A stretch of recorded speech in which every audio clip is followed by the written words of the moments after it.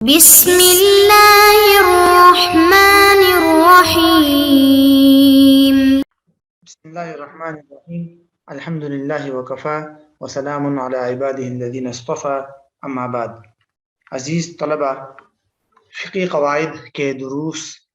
کے سلسلے کی آج ہماری جو ہے کلاس نمبر 17 ہے، اور آج کی کلاس میں ہم فقی قواعد کا جو دوسرا حصہ تھا، فقی قواعد کا تطبیقی جائزہ، جس میں ہم نے 99 قواعد کو رکھا ہے، ان میں سے آج ہمارا جو ہے 5واں قاعدہ ہے، اور وہ قاعدہ ہے القدیم یترک علی قدمہ. ترجمہ اس قاعدے کا یہ ہے کہ قدیم کو اس کی قدم پر چھوڑ دیا جائے گا، یعنی قدیم کو اس کی پرانی حالت پر چھوڑ دیا جائے گا. قدیم پرانی چیز کو کہتے ہیں، اور قدم پرانی حالت کو کہتے ہیں. تو قدیم کو اس کی پرانی حالت پر چھوڑ دیا جائے گا، یہ اس قاعدے کا ترجمہ ہے. اب اس قاعدے کا جائزہ پیش کرتے ہیں مختلف عنوانات کے تحت. تو سب سے پہلے عنوان ہے اس قاعدے کا دیگر تعبیرات، کہ یہی جو قاعدہ ہے یہ دیگر کتابوں میں مختلف الفاظ کے ساتھ بھی ملتا ہے. ان میں سے ایک تعبیر یہ ہے کہ ما کان قدیما یترک علی حالہ ولا یغیر الا بحجۃ، کہ جو چیز قدیم ہو اس کو اپنی حالت پر چھوڑ دیا جائے گا اور بغیر دلیل اور حجت کے اس میں تبدیلی نہیں کی جائے گی.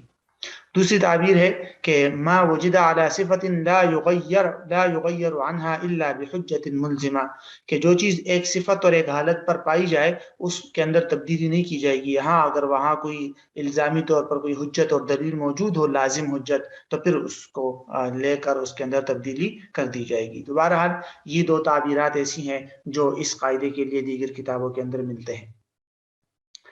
القدیم یترک علی قدمہ، اس قاعدے کا جو دوسرا عنوان ہے وہ ہے الفاظ کی وضاحت. یعنی اس قاعدے کے اندر بنیادی طور پر ایک ہی لفظ قابل وضاحت ہے. یترکو کا معنی ہے چھوڑ دینا، قدم پرانی حالت کو کہتے ہیں. قدیم کو ہم نے سمجھنا ہے کہ قدیم کس کو کہتے ہیں، اور یہاں قدیم کا کیا مفہوم ہے. تو لفظ القدیم، قدیم جو ہے کا لفظ یہ فقہا مختلف مقامات پر مختلف معانی اور مطالب کے لیے استعمال کرتے ہیں. لیکن قاعدے کے اندر، یعنی فقہ کے اندر جو ہے عیب قدیم اور اس طرح اور بھی قدیم مختلف مقاصد کے لیے استعمال ہوتا ہے، ان کے مختلف معانی اور مختلف مطلب ہوتا ہے. یہاں اس قاعدے کے اندر قدیم کا مطلب جو ہے وہ یہ ہے کہ بوقت خصومت جس چیز کی ابتدا کا جاننے والا کوئی بھی نہ ہو. مجلہ کے اندر اس کی تعریف یوں کی گئی ہے کہ القدیم هو الذی لا یوجد من یعرف اولہ، قدیم وہ ہے جس کی ابتدا کا جاننے والا کوئی نہ ملے. مطلب یہ ہے کہ ایک چیز کو آپ قدیم تب کہہ سکتے ہیں یہاں قاعدے میں کہ جب عدالت میں کسی چیز سے متعلق خصومت اور تنازع ہو رہا ہے، اور اس وقت اس چیز کی ابتدا کے بارے میں قاضی نے پتہ کیا کہ کسی کو پتہ ہے کہ بھئی یہ چیز کب سے سٹارٹ ہوئی ہے، کب سے اس کی ابتدا ہوئی ہے. کوئی بھی نہ ہو اس علاقے میں کہ جس کو یہ معلوم ہو کہ اس کی ابتدا کب ہوئی ہے. اور ابتدا کب ہوئی ہے کا مطلب یہ ہے کہ ویسے تو لوگوں کو علم ہوتا ہے کہ فلاں تاریخ کو سن 2000 کو یا 1999 کو اس کی ابتدا ہوئی ہے، یہ مطلب نہیں ہے. بلکہ مطلب یہ ہے کہ مشاہدہ کے طور پر،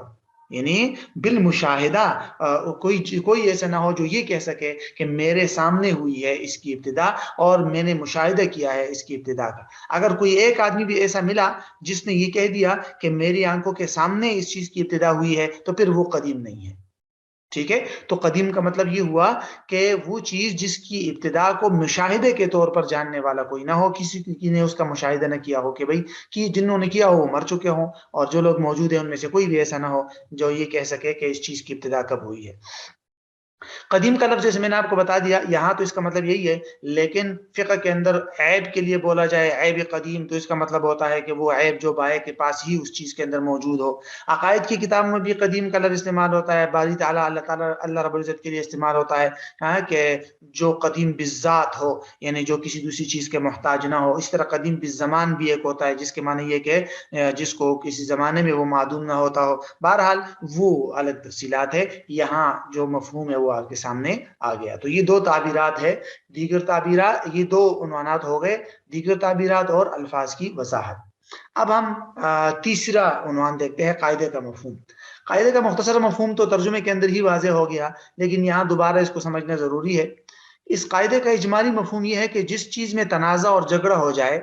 تو اب اگر وہ چیز اتنی قدیم ہے کہ اس کی ابتدا کا جاننے والا اور مشاہدہ کرنے والا کوئی نہیں ہے، کسی نے اپنی آنکھوں سے یہ جو لوگ موجود ہیں ان میں سے کوئی ایسا نہیں ہے جس نے اپنی آنکھوں سے یہ دیکھا ہو کہ اس چیز کی موجودہ حالت کب وجود میں آئے گی اور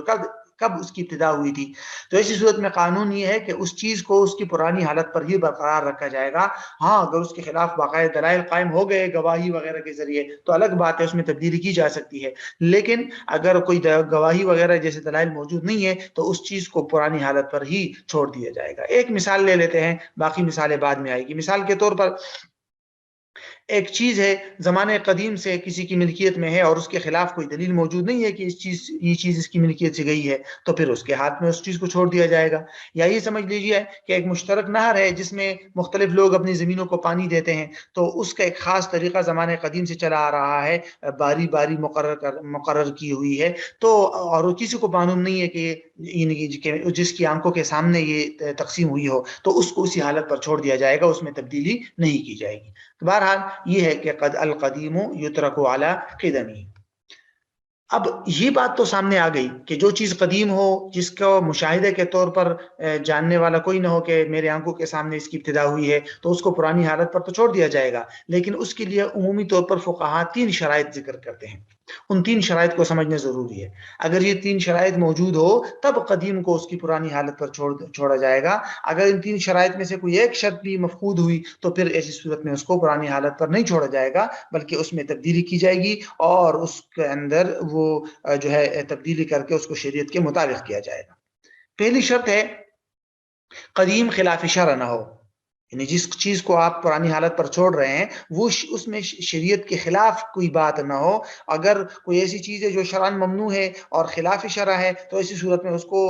تبدیل کیا جائے گا اور اس کو پرانی حالت پر نہیں چھوڑا جائے گا۔ مثلا علماء نے لکھا القدیم المخالف للشرع فلا اعتبار له، مجلہ کے اندر باقاعدہ اس کی وضاحت ہے، ٹھیک ہے۔ تو اگر وہ مثال کے طور پر جیسے بعض علاقوں میں موروثی زمین کی ایک اصطلاح عام ہے کہ کچھ لوگ ہوتے ہیں کسی اور کی زمین کے اندر زراعت وغیرہ کرتے ہیں، اور رفتہ رفتہ جب بہت زیادہ عرصہ ہو جائے 100 سال 150 سال، تو پھر وہ جو لوگ ہیں وہ اس زمین پر قبضہ کر لیتے ہیں۔ اب یہ قدیم ہے لیکن اس کو پرانی حالت پر نہیں چھوڑا جائے گا، یہاں اصل مالکوں کو ان کی زمین واپس کرنا ضروری ہے۔ بہرحال دوسری جو بنیادی شرط ہے وہ یہ ہے کہ قدیم مضر نہ ہو، یعنی جس چیز کو آپ پرانی حالت پر چھوڑا جائے گا، جس قدیم کو، اس کی وجہ سے عوام کو ضرر نہ پہنچ رہا ہو۔ اگر وہ چیز ایسی ہے کہ اس کو اگر آپ برقرار رکھیں گے تو اس میں عوام کے لیے ضرر ہے، تو ایسی صورت میں اس کو پرانی حالت پر نہیں چھوڑا جائے گا، اس میں تبدیلی کی جائے گی تاکہ عوام کو ضرر نہ ہو۔ جس طرح کے اور قاعدہ ہے وہ آگے آئے گا کہ الضرر لا يكون قدیما، کہ جو چیز مضر ہو وہ تو کبھی قدیم ہو ہی نہیں سکتی۔ قدیم نہیں ہو سکتی کا مطلب یہ نہیں ہے کہ ناممکن ہے، ہو سکتی ہے قدیم، لیکن مطلب لا یکون قدیما کا مطلب یہ ہے کہ اس پر قدیم والا حکم اپلائی نہیں ہوگا، اس کو پرانی حالت پر چھوڑا نہیں جائے گا۔ یہ مطلب ہے کہ قدیم مضر نہ ہو، ورنہ تو اس کو تبدیل کر دیا جائے گا۔ جیسے کہ مثلا نہر کا پانی ہے، اس میں گٹر کا پانی گر رہا ہے، تو ایسی صورت میں چونکہ اس میں عوام کے لیے مضر ہے تو اگرچہ وہ قدیم ہو تب بھی اس میں تبدیلی کر دی جائے گی اور گٹر کا پانی وہاں سے ہٹا دیا جائے گا۔ تیسری شرط ہے کہ قدیم کے خلاف دلیل قائم نہ ہو، یعنی کہ اگر چیز قدیم ہے اس کو پرانی حالت پر تب چھوڑا جائے گا کہ اس کے خلاف کوئی اور دلیل قائم نہ ہو، گواہی وغیرہ۔ اگر کوئی اور دلیل قائم ہو گئی تو ایسی صورت میں پھر اس دلیل پر عمل کیا جائے گا اور اس قدیم کے اندر تبدیلی کر دی جائے گی۔ اس کی بہت ساری مثالیں ہیں۔ مثال کے طور پر ایک آدمی کی زمین جو ہے وہ دوسرا آدمی استعمال کر رہا ہے راستے کے طور پر، اس کا راستہ دوسرے آدمی کی زمین سے ہو کر گزرتا ہے اور یہ زمانے قدیم سے چلا آ رہا ہے، ٹھیک ہے۔ تو ایسی صورت میں یعنی مالک کی زمین اگر یہ گواہ پیش کر دے کہ بھئی یہ قدیم نہیں ہے، ابھی یہ وجود میں آیا ہے یا کچھ عرصہ پہلے آیا ہے، یا اس بات پر گواہ پیش کر دے کہ اس سے ہم نے یہ راستہ خرید لیا ہے، اس کا جو زمین میں چلنے کا حق تھا ہم نے اس کے بدلے اس کو پیسے دیے تھے، اس نے اپنا حق چھوڑ دیا تھا، یا اس طرح اگر کوئی گواہ قائم ہو گئے تو ایسی صورت میں پھر اس کا راستہ ختم ہو جائے گا اور پھر قدیم ہونے کا اعتبار نہیں کیا جائے گا۔ بہرحال یہ 3 بنیادی شرائط ہے اس قاعدے پر عمل کرنے کے لیے، اگر یہ 3 شرائط موجود نہ ہو تو پھر ایسی صورت میں اس قاعدے پر عمل نہیں کیا جائے گا۔ اب ہم تفریعات دیکھ لیتے ہیں۔ ویسے تو اس قاعدے کی کئی تفریعات ہیں لیکن یہ 3 تفریعات ذہن میں رکھ لے۔ ایک پانی کا راستہ، یعنی اگر کسی شخص کے گھر تک پانی آتا ہے کسی نہر سے یا کسی بھی ذریعے سے اور راستے میں وہ کسی دوسرے زمین سے گزر کے آتا ہے، ہاں تو ایسی صورت میں، اور یہ جو کسی اور کی زمین سے پانی ہو کر آتا ہے یہ ایک زمانے قدیم سے جاری ہے، کسی کو معلوم نہیں ہے کہ مشاہدہ کسی نے نہیں کیا کہ کب سٹارٹ ہوا ہے، تو ایسی صورت میں جو مالک زمین ہے وہ اس آدمی کو روک نہیں سکتا کہ اپنا پانی یہاں سے تبدیل کر کے کسی اور جانب لے جاؤ، بلکہ اس کو پرانی حالت پر چھوڑ دیا جائے گا۔ ظاہر سی بات ہے کہ جب اتنے عرصے تک آ رہا ہے اور مسلمانوں نے اس کو چھوڑا ہوا ہے تو ضرور اس کی کوئی نہ کوئی شرعی وجہ ہوگی، ورنہ ویسے اتنے عرصے تک یہ کیسے رہ سکتا ہے؟ تو یہ اس کی بنیادی وجہ ہوتی ہے قدیم کو اپنی پرانی حالت پر چھوڑنے کی۔ اسی طرح چھت کا پانی ہے، اگر ایک آدمی کے چھت کا یا گھر کے اوپر کا جو پانی ہے وہ یا پرنالا جس کو کہتے ہیں وہ پڑوسی کے دوسرے ساتھ میں پڑوسی کے گھر کے چھت پہ گر رہا ہے یا پڑوسی کی زمین میں گر رہا ہے، تو ایسی صورت میں اگر وہ قدیم ہو اور زمانہ قدیم سے چلا آ رہا ہے تو جس کی ابتدا کا مشاہدہ کرنے والا کوئی نہ ہو تو اس کو بھی پرانی حالت پر چھوڑ دیا جائے گا۔ اسی طرح چلنے کا راستہ، اس کی مثال ہم نے پیچھے بھی پڑھی تھی